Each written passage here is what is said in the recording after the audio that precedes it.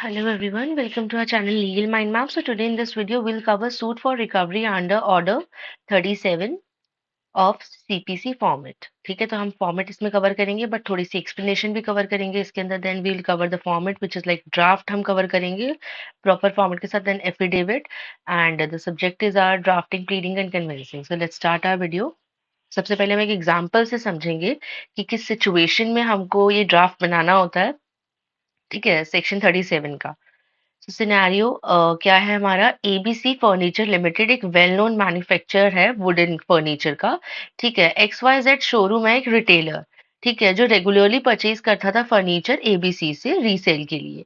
So on 1 June 2023 X Y Z showroom placed order. उन्होंने order place किया था for 100 office chairs and 50 wooden tables from ABC furniture limited at an agreed price. और इनके बीच जो price तय हुआ था, ठीक है, वो था 5 लाख का, with payment due within 30 days of delivery. So on 10th June 2023, ABC Furniture Limited delivered the order and XYZ showroom acknowledged receipt by signing the delivery चालान. कि मतलब जो टाइम बताया गया था उसमें डिलीवर भी हो गया था ऑर्डर और रिसिप्ट भी साइन हो गई थी. Everything was going proper like correct.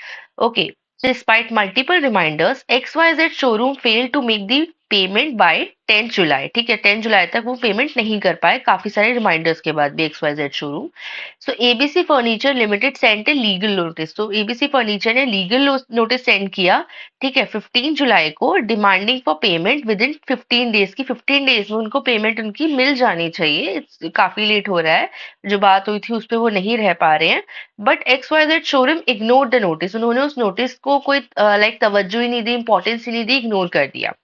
So since there was a clear written contract, एक क्लियर रिटन कॉन्ट्रैक्ट था उनके बीच, एक इनवॉइस भी था और एक डिलीवरी रिकॉर्ड भी था. ठीक है, क्योंकि रिसिप्ट पे साइन हुआ था. So ABC furniture limited decided to file a summary suit. तो उन्होंने क्या डिसाइड किया कि समरी सूट फाइल करेंगे इसमें, इस केस में of under order 37 of CPC 1908 in the appropriate court to recover the unpaid amount along with interest. तो मोस्टली ये जो सूट फाइल होता है ये मनी के केसेस में ही होता है. तो उन्होंने यही समरी सूट फाइल करने का जो अंडर सेक्शन 37 के था, सॉरी ऑर्डर 37 के अंडर था, वो फाइल करने का डिसाइड किया. ठीक है, so now let's move further to understand it better. So what is it, क्या है ये. A suit for recovery under order 37 of the Code of Civil Procedure 1908 is a summary suit. ये एक summary suit होता है जो allow करता है प्लेंटिफ को कि वो रिकवर कर पाए एक स्पेसिफिक अमाउंट ऑफ मनी, वो भी जल्दी से जल्दी. That is why it is called a summary suit. Summary का सूट में होता है, समरी सूट में होता है जल्दी से जल्दी की पैसों का जो लेन देन है वो जल्दी से जल्दी वो ट्रांजेक्शन कंप्लीट हो. कोर्ट इस बात का पूरा ध्यान रखती है कि ये सूट जल्दी खत्म हो जाए, इनकी डेट्स लंबी लंबी ना हो और ज्यादा डेट्स ना पड़े, कम से कम डेट्स में प्रॉपर प्रूफ के साथ ये केसेस जल्दी फिनिश हो जाए. ठीक है, quick and efficient manner. This procedure prevents unnecessary delays caused by prolonged legal proceedings. Okay, so when it is filed, कब फाइल होता है ये. A suit under order 37 CPC is filed when a clear debt or liquidate amount is due. यानी कि जब कोई exact amount of money already रहता है जो पता होता है. जैसे इस केस में हमारा इस एग्जाम्पल में क्या था, हमारा जो अमाउंट था वो था 5 लाख रुपीज. तो एग्जैक्ट अमाउंट आपको पता होता है, एग्जैक्ट पूरा आपको फैक्ट पता होता है कि एक्यूरेट आपके पास प्रूफ भी होता है. तो ऐसे केसेस में आंसर मतलब जो कोर्ट का जो डिसीजन होता है वो इजी हो जाता है, बिकॉज प्रूफ होते हैं, हर चीज की रिसिप्ट होती है, रिटन प्रूफ्स होते हैं जो आसानी से चीजों को प्रूफ कर देता है. और एक एक्यूरेट अमाउंट होता है कि एग्जैक्टली हमें पता है कि हमें कितना अमाउंट लेना है.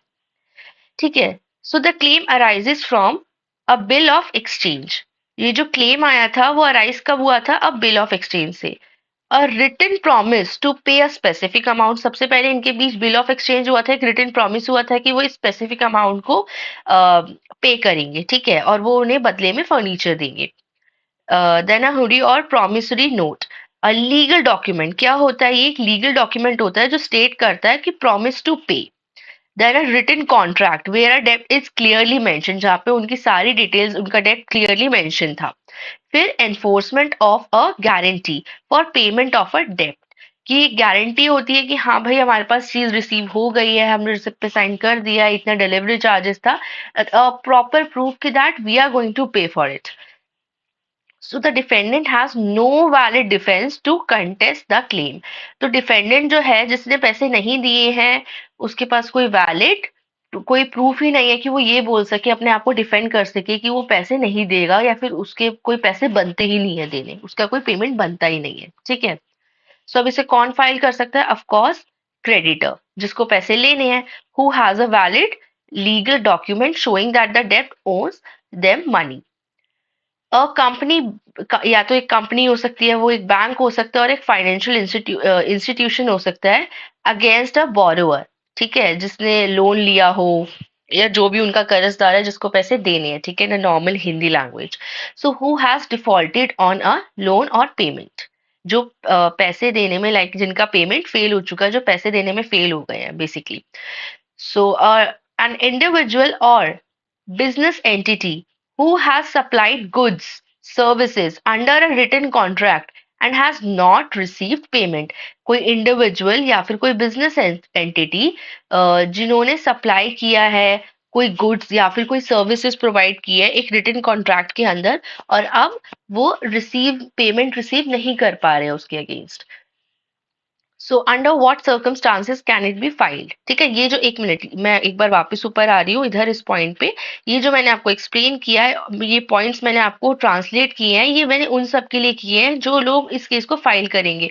क्रेडिटर जिसकी अमाउंट वापस नहीं आई है, कोई कंपनी या कोई बैंक जिसने किसी को पैसे बोरो के मतलब कोई लोन दिया था और वो पैसे उन्हें नहीं मिले हैं, वो पर्सन ने उन्हें पैसे नहीं दिए, या फिर कोई बिजनेस एंटिटी या कोई इंडिविजुअल हो गया जिसने कुछ दिया था, जैसे हमारे एग्जाम्पल में हुआ था कि उन्होंने गुड सप्लाई किए थे या किसी पर्सन ने मतलब किसी बिजनेस ने किसी एंटिटी ने कोई सर्विस प्रोवाइड की थी और उसके चार्जेस जो बनते थे, पेमेंट जो बनती थी वो नहीं मिली है उन्हें. तो इन सारे केसेस में इस टाइप के लोग जो मनी रिकवर करना चाहते हैं अपना, जिनके पास प्रॉपर अमाउंट है, एग्जैक्ट अमाउंट है, प्रॉपर वैलिड प्रूफ है, वो समरी सूट फाइल कर सकते हैं. तो ये मैंने आपको हु कैन फाइल इट में बताया है. Okay, now let's come to under what circumstances can it be filed. The amount is due uncertain. किस सर्कमस्टांसेस में? जब वो अमाउंट ड्यू है और पता है कितना अमाउंट है. The debtor has fail to pay. जब वो जो पर्सन जिसको अमाउंट पे करना है वो फेल हो गया उसको पे करने में. ठीक है, और काफी रिमाइंडर्स के बाद भी. The suit falls under the scope of Order 37. It must be based on bills of exchange. ये सारी चीजें होनी चाहिए, promissory notes होने चाहिए, एनओडीज होनी चाहिए, written contracts और guarantees, ये सब चीजें होनी चाहिए एज अ प्रूफ, ताकि हम कोर्ट में बात को रख सके और ये जो मनी रिकवर का जो सूट है वो जल्दी से जल्दी कंप्लीट हो सके. Now this is the draft. ठीक है, मैं आपको समझा चुकी हूँ किन किन सर्कमस्टांसेस में कौन कौन फाइल कर सकता है इसे. अब बस ड्राफ्ट की बात करते हैं हम. सो ड्राफ्ट में आपको ज्यादा एक्सप्लेन नहीं करूंगी, आप आराम से इस चीज को समझ सकते हैं. जो हमने एग्जांपल लिया था फर्नीचर का, उसी के ऊपर मैंने ड्राफ्ट बनाया आपका. You just have to see the alignments.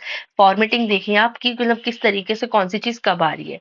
पहले आप प्लेंटिफ के बारे में बताएंगे, पार्टी के बारे में, दोनों पार्टीज के बारे में भी आप थोड़ा बता सकते हैं इसके अंदर. ठीक है. Then the plaintiff state as follows, and then you will start with the fact. You will tell everything about it. You can just read it out. The type of furniture, or the like any other good, if you're talking about or services, you have to just give the description about it and the dates and the proper timings, and if they had like any other, कोई और उनके बीच कोई promise हुआ है या फिर कोई contract sign हुआ है या फिर कोई भी ऐसी चीज है जो हमारे केस को और स्ट्रांग बना सकती है और जो मेंशन करनी इंपॉर्टेंट है, तो वो भी आप मेंशन करेंगे. Then all the things whatever you will attach, उन सब चीजों के बारे में आप लिखेंगे एंड विद प्रॉपर डेट, जैसे कि इनवॉइस नंबर है, एग्जिबिट है, और अमाउंट के बारे में है, नंबर ऑफ डेज है, कितने रिमाइंडर्स दिए हैं, ये सब चीजें भी आप बता सकते हैं. What ever copies you will attach. ठीक है, सो जस्ट रीड, आप एक बार इसे रीड कर लीजिएगा. You will get a sort of idea कि how you have to write, what all the things you can mention here.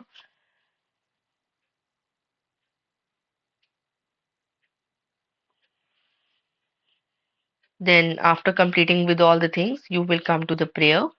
Then after prayer, verification, like the signatures, यहाँ पे plaintiff के, and then verification, then again signatures, then affidavit आप बनाएंगे, इसके साथ affidavit भी होगा जो आप अटैच करेंगे, उसमें भी आप सारी इन्फॉर्मेशन लिखेंगे। ठीक है, मैंने आपको पहले ही बोला था कि जहाँ पार्टीज है तो आप उसमें पार्टीज के बारे में कुछ एज उनका और जो भी रेसिडेंस है वो सब चीजें ऐड कर सकते हैं मेमो ऑफ पार्टीज में, लास्ट जो भी हमने फॉर्म डिस्कस किया उसमें। देन एफिडेविट का verification, then the signatures and everything. I hope आपको समझ आया होगा। ठीक है, आप एक बार वीडियो पॉज करके इनको अच्छे से रीड कर लेना।